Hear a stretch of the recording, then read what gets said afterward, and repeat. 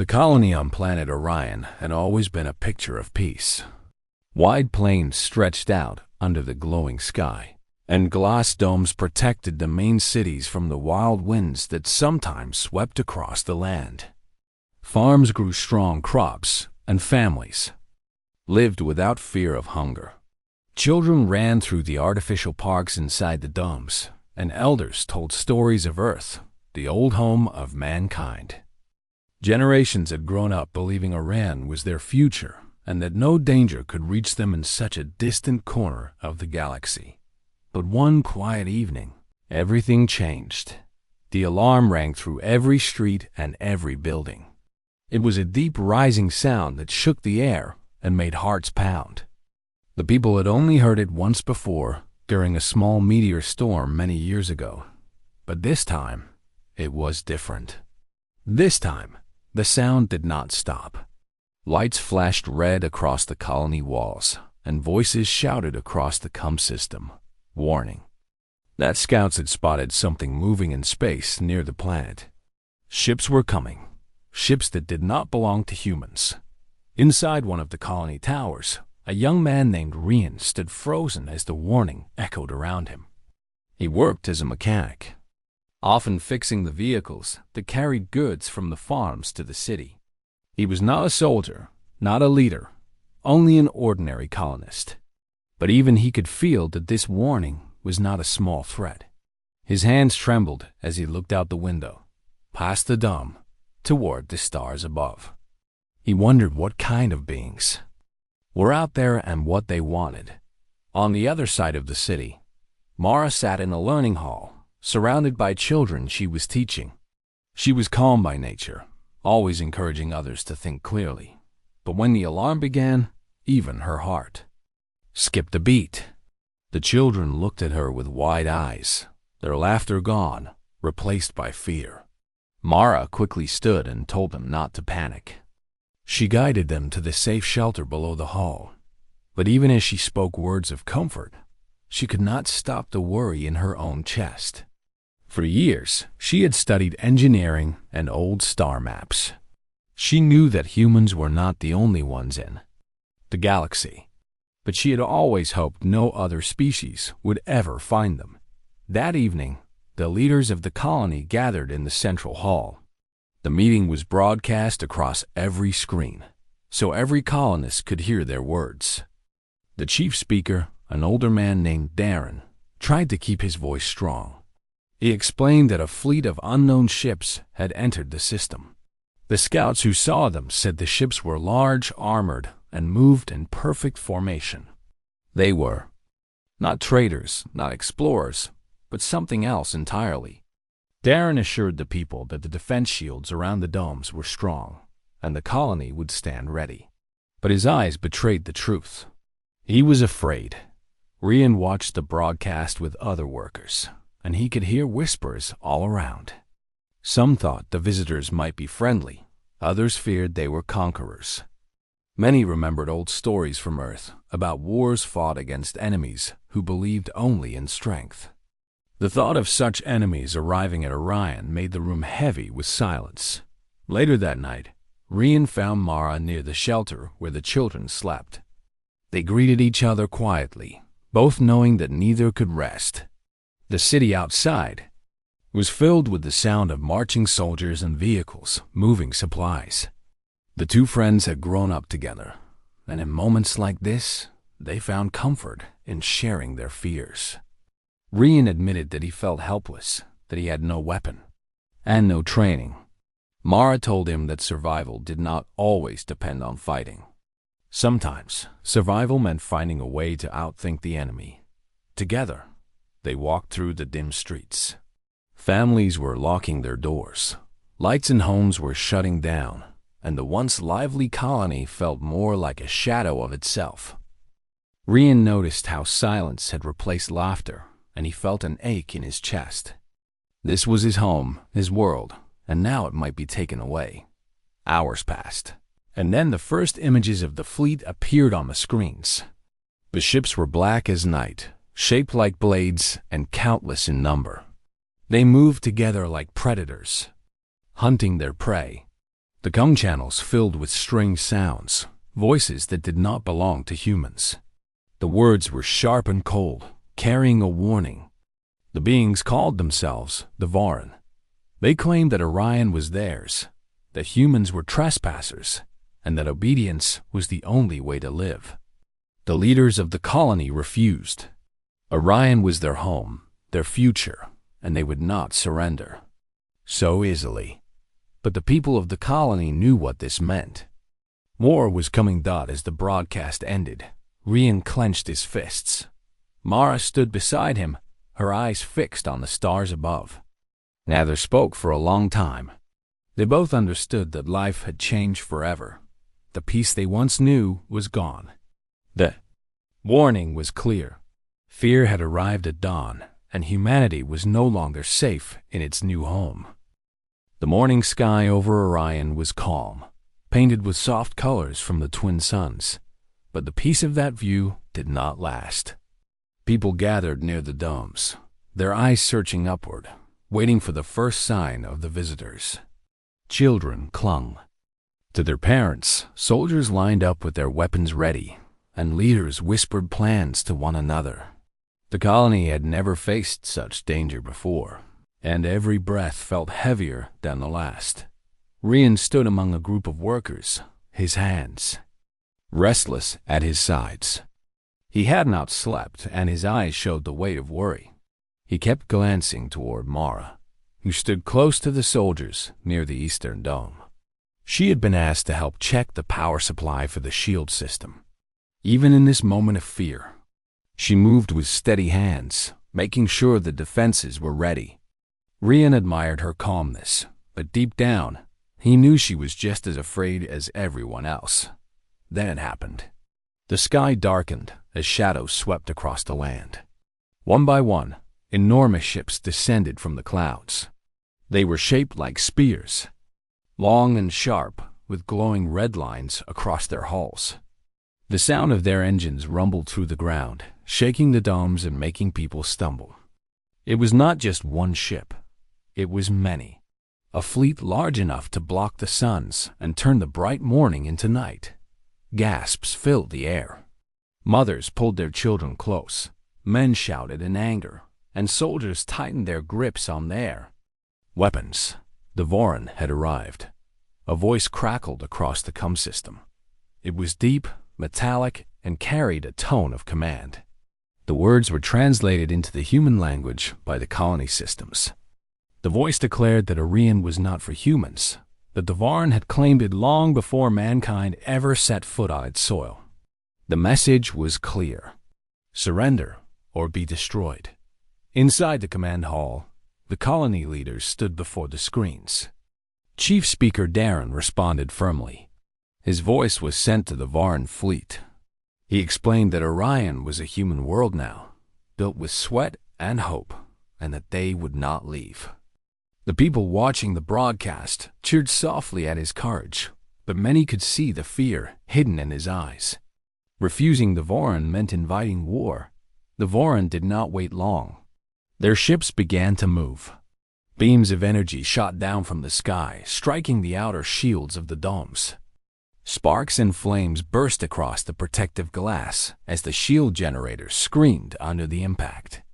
Soldiers raised their weapons, ready to fight, but the Varan were not yet sending troops. This was only a warning strike. They wanted to show their power and test human defenses. Inside the eastern dome, Rian and Mara ran with the others as the ground shook. Mara kept checking the power lines, shouting for the soldiers to hold steady.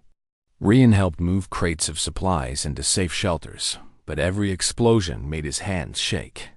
He had never been near battle, never seen war. Now, it was above him, around him, threatening to crush everything he loved. The Voran ships hovered low, and then, for the first time, the colonists saw their faces. A projection flickered across the sky, showing tall figures covered in black armor. Their bodies were humanoid, but their eyes glowed like fire, and their voices sounded cold and cruel. They looked strong, built for battle, with no sign of kindness. in their expressions. The Voran commander raised a hand, and the message came again. Surrender, or die. The people inside the domes shouted in defiance, but fear was in every voice. Mara whispered to Rian that they had to find a way to survive. No matter what, the shields were holding for now, but the Voran were only testing. If they attacked fully, the colony would not last long. Hours passed, and the attacks continued. Parts of the farming lands outside the domes burned under the energy blasts. Crops that had taken years to grow turned to ash in moments. Rian saw farmers fall to their knees, watching their life's work destroyed. Soldiers fired back with surface cannons, but the blast barely scratched the Voran shields. The difference in power was clear. Humanity was small compared to this enemy. As night fell, the colony grew darker. The shield energy drained with each passing hour.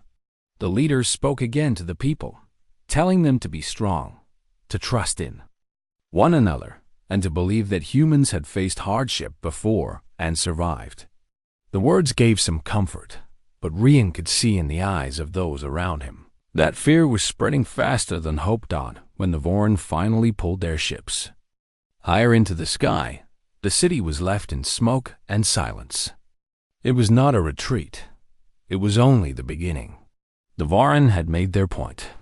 They were powerful, merciless, and they would return. The humans were now prey, and the hunt had only just started. That night, Rian sat with Mara near the shelter. Neither spoke for a long time. Finally, Mara said softly that running might be the only choice. If they stayed in the city, they would be trapped. Rian did not want to leave, but he could not deny the truth in her words. The Voran had arrived, and they had brought fear with them. What had once been a safe world was now a battlefield. The humans were on the edge of a struggle that would test everything they had. The dawn that followed would not bring peace. It would bring fire. The Voran attack had left the colony shaking in fear. Smoke still rose from the farmlands, and the shields of the domes were weak. Everyone knew the enemy would return. The leaders gathered and made a difficult decision. If the people stayed inside the domes, they would be trapped when the Voran launched their next assault. The only hope was to escape through the old tunnels that stretched far beneath the plains. Those tunnels had once been used for mining, but now they would serve as a path to survival. Rian joined a group of survivors chosen to guide families through the tunnels. His hands still shook from the sight of the Voran ships, but he forced himself to stay strong. Mara was beside him, carrying a bag filled with tools and maps.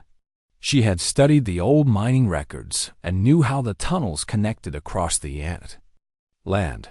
Her calm voice gave courage to others, even when her own heart was heavy. The people gathered at the eastern dome entrance under the cover of night. Soldiers kept watch as mothers held children close and elders leaned on younger arms for support. Rian noticed the fear in their eyes, but also the quiet determination. These were not soldiers, but they were ready to do whatever was needed to survive. When the gates opened, the survivors stepped into the darkness of the tunnels, leaving behind the only homes they had ever known. The tunnels were wide at first, lit by the dim glow of emergency lamps. The air smelled of dust and damp stone. Rian walked near the front, holding a small light to guide the way. The sound of footsteps echoed through the underground, mixed with the nervous whispers of children. Mara moved alongside him, checking the map in her hand and marking their path with chalk so no one would be lost. She explained that if they kept moving, they could reach an old chamber where miners had once stored supplies. But their journey did not remain quiet for long. A deep, metallic noise spread through the tunnels. The ground shook as machines began to follow. The Voran had sent hunters into the underground. These machines moved like beasts, their claws scraping against the stone, their red lights glowing in the shadows. Panic spread through the group as the sound drew closer. "Keep moving," Mara urged, her voice steady but urgent. "Do not stop. The tunnels are narrow. They cannot all come through at once. Rian pushed forward, leading the families into deeper paths.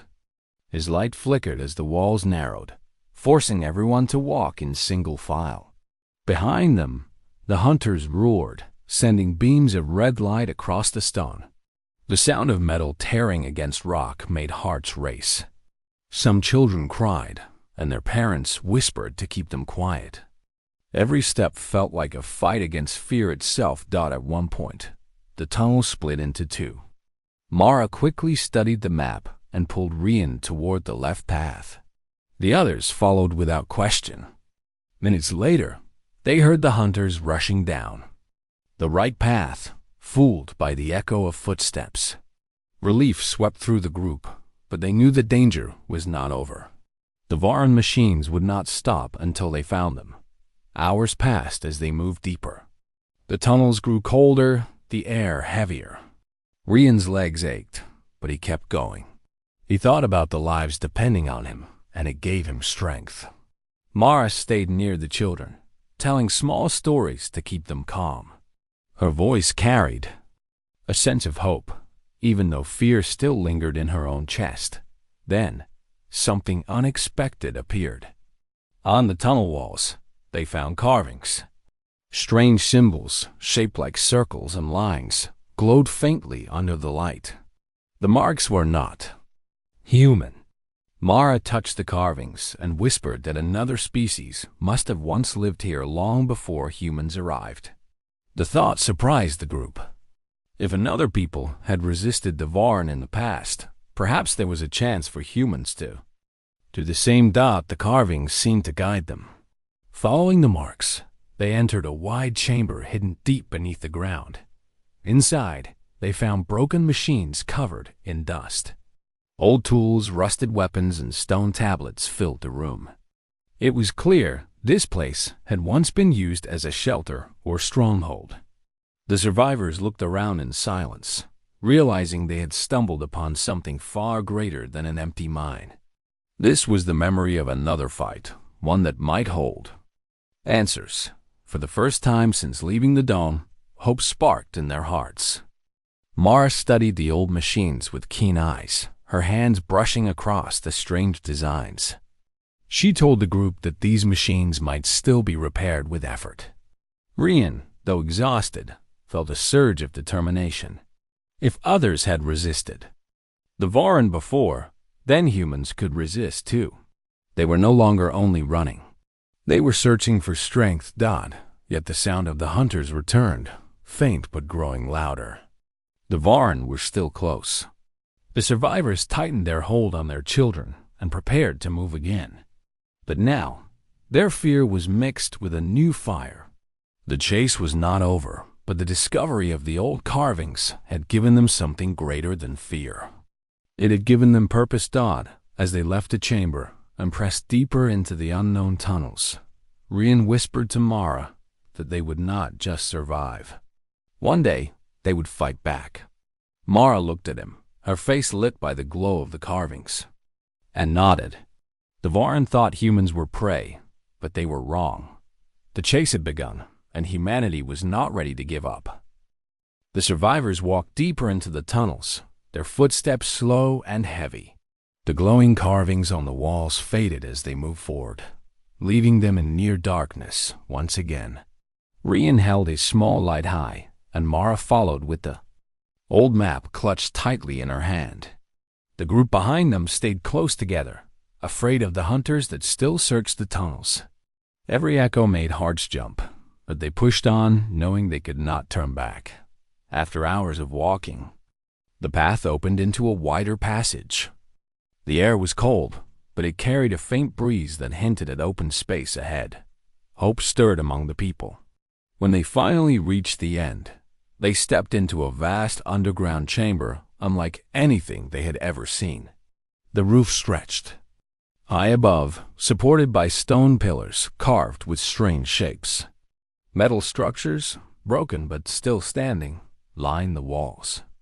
At the center was a platform covered in dust and old wires, as if it had once been the heart of a great machine. The Survivors stood in silence, staring at the sight. Rian felt his breath catch. This was no ordinary tunnel or mine. This was something built long before humans came to Orion.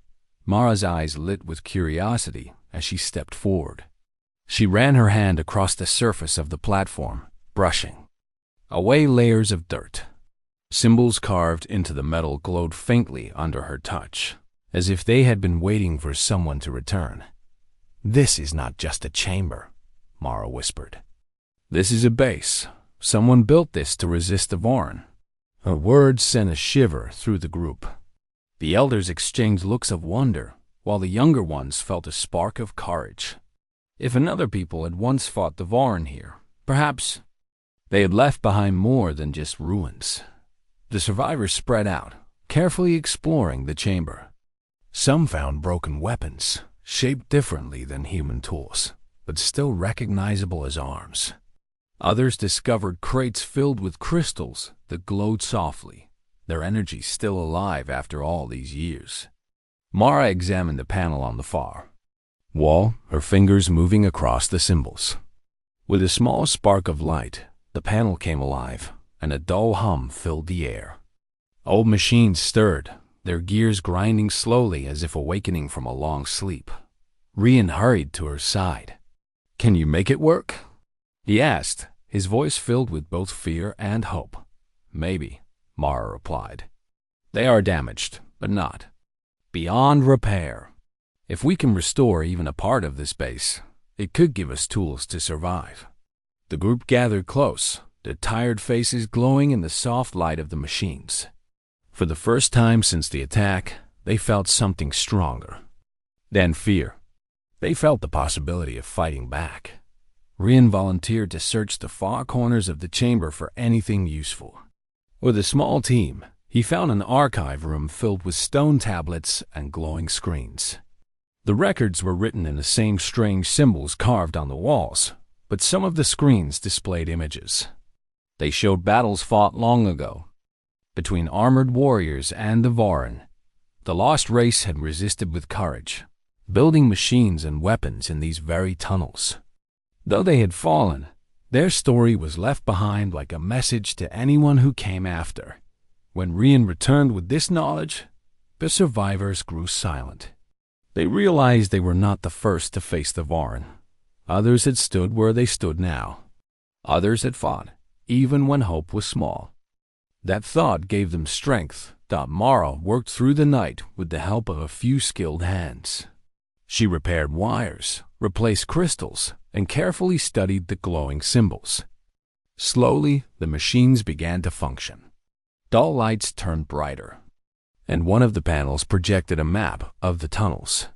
It showed hidden paths, storage rooms, and even exits that reached far beyond the plains. The survivors saw that they had options. They were not trapped anymore. As dawn touched the surface, far above, the survivors rested in the chamber. For the first time, they felt safe. The Vorin hunters were still searching, but the base was deep and hidden. The people whispered among themselves, sharing food and small smiles. Even the children laughed softly, their fear eased by the glowing machines. But Rian could not rest. He stood at the edge of the chamber, staring at the glowing carvings. He thought about the people who had once lived here, who had fought and fallen. He thought about the Vorin above, waiting to destroy everything. And he thought about the humans now gathered in this base, fragile but determined. A fire stirred inside him. He realized that running would never be enough. Sooner or later, they would have to stand and fight. Mara joined him, her eyes tired but shining with determination. "We found this place for a reason," she said softly. "Maybe it was meant to guide us. Maybe we are not just survivors. Maybe we are the next to rise." Rian nodded slowly. He did not know how they could defeat the Vorin, but he believed her words. The secret base had given them more than tools. It had given them a chance. And a chance was all humanity needed. As the machines hummed louder and the chamber glowed brighter, The survivors knew they had taken their first step toward resistance. They were no longer only running from fear. They were preparing to face it. The underground base was no longer silent. What had once been a forgotten ruin was now alive with human voices and the steady hum of machines. Sparks lit the chambers, wires were repaired, panels glowed brighter, and broken drones were slowly restored. The survivors had turned fear into effort, working side by side under the guidance of Mara, who studied every detail of the ancient technology. Rian moved constantly, carrying crystals for power, checking supplies, and helping families who had taken shelter in the deeper tunnels. He was not a builder or engineer, but his strength and determination made him useful in every task. Each night, when the people rested, he would sit near the glowing carvings on the wall and think about the images of the old battles. The forgotten race had fallen, but they had left behind their tools. To Rian, it felt like a message. Use what? We could not. Days passed and the machines grew stronger. Mara finally managed to repair a group of small flying drones. When they rose into the air with a soft hum, the children cheered, and even the elders smiled with relief. These drones were not weapons of great power, but they were fast and sharp. Their small energy beams could strike enemies with surprising force. Mara explained that with these drones, they could test the strength of the Varan without exposing themselves completely. The idea of striking back filled the survivors with both excitement and fear. They had been running for so long, always hiding, always waiting. Now, they had a chance to show that humans were not weak prey. After long discussions, the leaders agreed to let Mara and Rian lead a small attack. It would not be a battle for victory, but a strike to show the Varan that humans could fight. The chosen group prepared in silence. Rian's heart pounded as he helped load the drones into carriers. He was not a soldier, but when he looked at the faces of those around him, he knew he could not step back. Mara's calm voice guided everyone, explaining how the drones would be controlled and how they should move through the tunnels to reach the surface. She reminded them that their strength was not only in machines, but in unity. When the night came, they left the chamber and moved through the hidden tunnels marked on the map. The air was heavy, and every sound echoed like a warning. But their steps did not falter. At last, they reached an exit that opened into a wide canyon near the plains. Above them, the dark sky glowed with the lights of Varan patrol ships scanning the land. Rian looked up at the ships and felt his chest tighten. They seemed so powerful, so untouchable. Yet, when Mara activated the drones, hope filled the air. The small machines rose silently, their wings flashing with faint light. Guided by Mara's steady hands, they shot into the sky, faster than the Varan expected. The first blast struck a patrol ship directly on its side. The ship shuddered, sparks flying across its hull.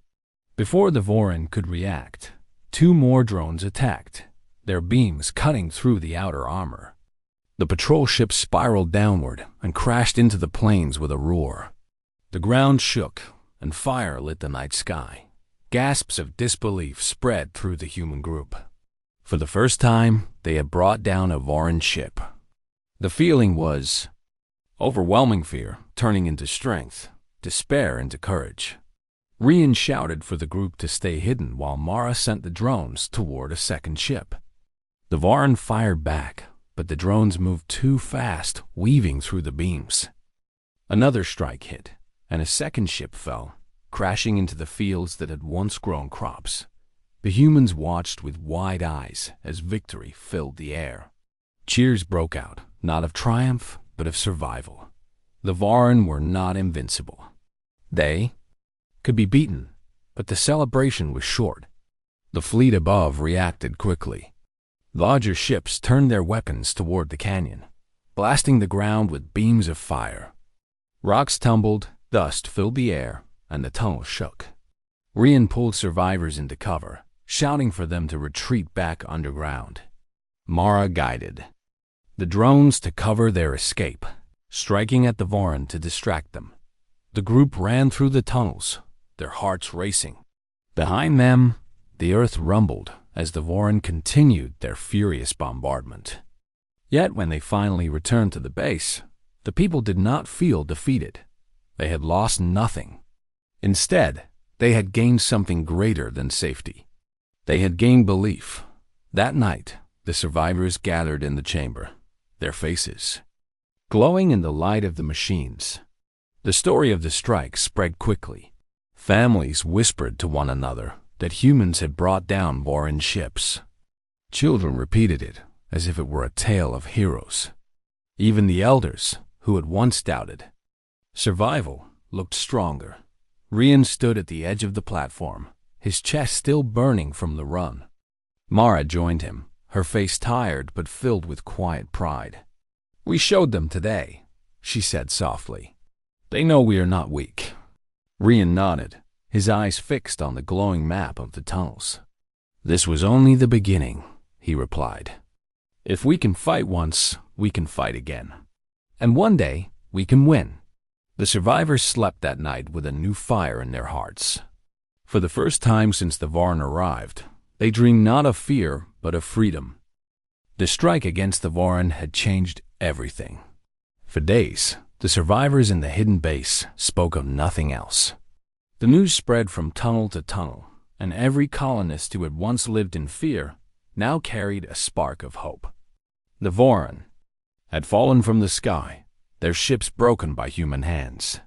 It was a small victory, but it proved that survival was possible. But victories came with a cost. The Voron were furious. On the surface, their fleet moved with greater force. Entire regions of farmland were burned, and the forests beyond the domes were reduced to ash. The sky glowed red at night from fires that refused to die. Patrol ships no longer flew alone but in swarms, scanning every inch of land for signs of the humans who had dared to resist. The enemy had not been defeated. They had only been angered. Inside the tunnels, the survivors prepared for the worst. Mara and her team worked day and night, repairing more drones and studying the glowing panels of the base. Rian helped move supplies and guided new groups of refugees who had found their way to the chamber. Each day more survivors arrived, tired and hungry, but determined to fight. The base was no longer just a shelter. It was becoming the heart of resistance. Still, fear never left them. One evening, the Voron discovered a hidden entrance near the western plains. Hunters poured into the tunnels, their claws scraping against stone as they chased the humans. Rian fought to guide a group of families to safety, but the ground shook as beams of fire blasted through the walls. Dust filled the air, and screams echoed in the darkness. By the time they sealed the passage behind them, many had been lost. The survivors grieved, their hearts heavy. Even with hope, the price of defiance was rising. Rian himself was nearly killed. While leading a group near the crystal fields, a Voron machine cornered them. Its glowing eyes fixed on him, and its clawed arm rose high. For a moment, he believed his life would end. But one of Mara's drones struck the machine from behind, its beam slicing through the armor. The hunter collapsed in sparks and flame, and Rian was pulled to safety. His body shook with the memory, but his spirit only grew stronger. He realized that fear would always follow them, but courage could still rise against it. The turning point came late one night. Mara had been working inside the deepest chamber of the base, where the old machines were still silent. She discovered a sealed door hidden behind broken panels. With help from Rian and a few others, they forced it open. Behind the door was a room unlike any they had seen. The walls glowed with symbols, and at the center stood a massive device, tall and sharp. Humming faintly as if alive, Mara studied it with wide eyes. "This is no drone," she whispered. "This is a weapon." The records in the archive confirmed her guess. The lost race that had once fought the Varan had built this weapon as their last hope. It was designed to strike at the heart of a fleet powerful enough to cripple even the largest flagship. But there was a reason it had never been used. The weapon could not be operated from afar. It needed someone to guide it directly, to carry it into battle and activate it in the center of the enemy's power. The survivors listened in silence. As Mara explained, the room grew heavy with the weight of her words. The weapon offered a chance to end the Varan threat, but it came with sacrifice. Whoever used it might not return. Rian stared at the glowing machine, his heart torn. He thought of the families hiding in the tunnels, the children who laughed again, the people who believed in a future. He thought of the skies above, filled with fire and shadow. The choice was clear, even if it was painful. Someone would have to step forward. That night, the leaders of the colony gathered with the survivors. They argued for hours, some saying the weapon was too dangerous, others saying it was their only chance.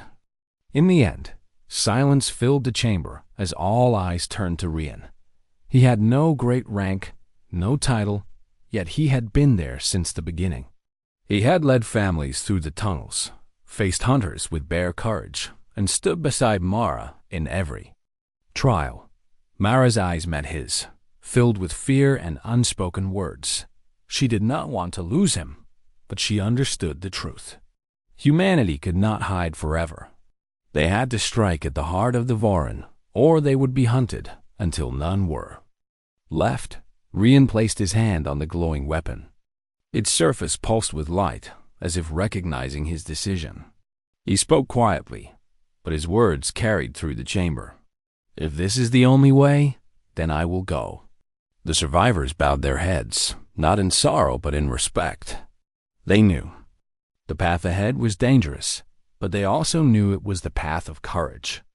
The base that had once been a place of hiding had now become the birthplace of resistance. The turning point had arrived. Above the tunnels, the Varan continued their hunt, their fleet casting shadows across the burning plains. But deep below, the humans prepared for a final strike. Their hearts no longer ruled by fear. For the first time, the future was not just about running. It was about fighting to rise. The tunnels were alive with preparation. Every man, woman, and child knew what was coming. They whispered about the weapon, about the plan that could change everything. Fear was still there, but it was no longer the kind that froze their hearts. It was the kind that made them move faster, work harder, and hold on to hope. Rian stood before the weapon in the deep chamber, its glow bathing him in pale light. The device pulsed as if it had a heartbeat of its own, waiting for him to guide it. Mara worked beside him, her hands moving quickly across the controls, fixing damaged circuits and adjusting energy lines. She wanted to believe the weapon would work, but doubt pressed on her mind. She had seen too much loss, too much destruction, to trust in miracles. Yet, when she looked at Rian, she felt the strength to go on. The survivors had chosen him, not because he was the strongest fighter, but because he carried the spirit of endurance. He had faced the Varan with nothing but courage, and now he was willing to walk into the jaws of death for them. He was no soldier, yet he had become the leader they needed. When dawn came, the plan began. The weapon was loaded onto a hidden transport, found in the lower hangar of the base, a machine built long ago by the lost race. Its shell was heavy and scarred, but its engines still roared when Mara powered them up. The survivors gathered around, offering quiet prayers and silent farewells. They knew Rian might never return, but they also knew he carried their hope with him. The transport rose into the smoky sky, breaking free of the tunnels and soaring into the open air. Below, the plains burned with the scars of war. Above, the Varan fleet loomed like a wall of black metal, their ships circling in endless patrols. The sight alone would have crushed weaker hearts, but Rian's gaze did not waver. His hands gripped the controls, and the weapon glowed brighter at his side. The Varan were quick to notice. Their patrol shifted, engines flaring as ships moved. To intercept, alarms rang across the fleet, warning of the human craft that dared to challenge them. Beams of energy lit the sky as the first hunters dove to strike. Mara's drones flew ahead, defending the transport with bursts of fire. They darted and spun, explosions tearing through the air as one by one they fell. Still, they bought precious time. Rian pushed the engines harder, guiding the transport toward the heart of the fleet where the largest ship waited. It was the command vessel, the Black Star that directed the Varan hunt.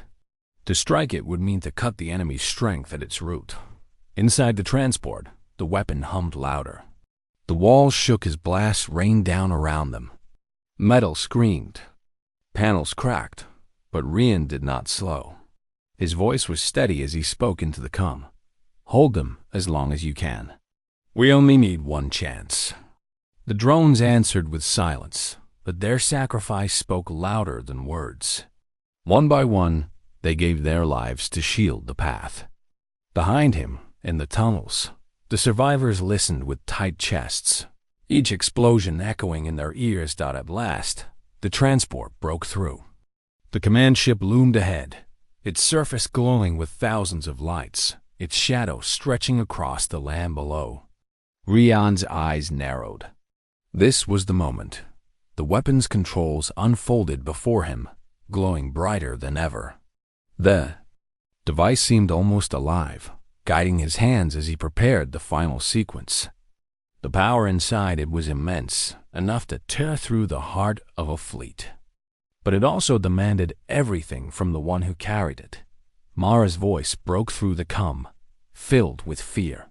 Rian, once you start, you won't be able to escape. He smiled faintly, though no one could see. It's not about escape. It's about tomorrow. The Varan command ship unleashed its full might. Beams of fire cut through the sky, striking the transport. The hull cracked, alarms screamed, and the floor shook beneath Rian's feet. He staggered, gripping the weapon as the ship burned around him. Yet he kept going, step by step, until he reached the core of the transport. The weapon flared with light, brighter than the fires outside. Rian placed his hand on the final switch.